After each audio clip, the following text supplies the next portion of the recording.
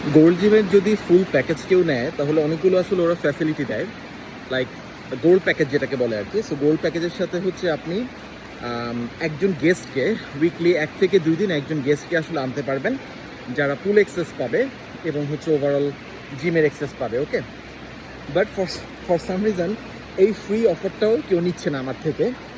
So আমি প্রতি উইকে কাউকে নক দেই যে ওকে আমার সাথে আসো, ফ্রিতে সুইমিং করে যাও, আর হচ্ছে ফ্রিতে জিম করে যাও, অর লেটসে যে সনা পুল এক্সেস তো আছেই, এর সাথে হচ্ছে হটটাপ পুল প্লান সব কিছুই আসলে আছে।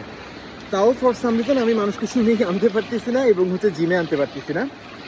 তো যারা হচ্ছে সুইমিং পারে না এখনো প্রপারলি এবং হচ্ছে আসবে কি আসবে না সেটার ভয় আছে, সো আমি বলবো যে কিছু টেকনিক আসলে প্র্যাকটিস করতে থাকা উচিত, কারণ সুযোগ পেলেই হচ্ছে কারো না কারোর সাথে প্যাকেজে যেতেই পারতেছে, ইভেন নিজেও গোল্ড প্যাকেজ নিয়ে বা সুইমিং প্যাকেজ নিয়ে কোথাও না কোথাও সুইমিং তো করতেই পারতেছে, বিকজ সুইমিংটা অ্যাকচুয়ালি আমাদের জন্য খুব important. So let's focus on basic some rules, like আমরা যেটা নর্মালি ব্রিদিং, আমরা নর্মালি কীভাবে আসলে শ্বাস প্রশ্বাস নিই সেটা আসলে বুঝতে হবে। সো নর্মালি আমরা নাক দিয়ে শ্বাস নিচ্ছি, মুখ দিয়ে দম ফেলছি। এখন সুইমিংয়ের ক্ষেত্রে ব্যাপারটা আসলে উল্টো। সো লাইক আমি মুখ দিয়ে শ্বাস নিচ্ছি আর নাক দিয়ে আসলে ব্রিথ আউটটা করতেছি।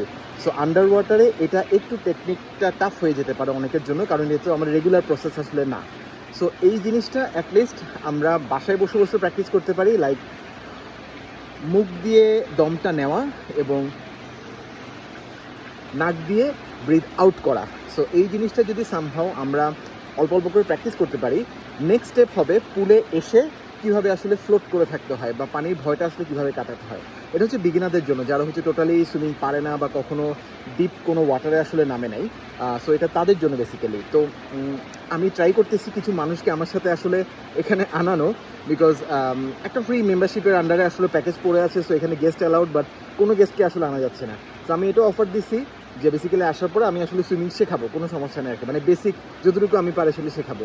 সো ততদিন পর্যন্ত সবাই এটা ট্রাই করতে থাকেন যে লাইক কীভাবে মুখ দিয়ে শ্বাস নেওয়া যায় এবং হচ্ছে নাক দিয়ে শ্বাসটা আসলে বের করা যায়।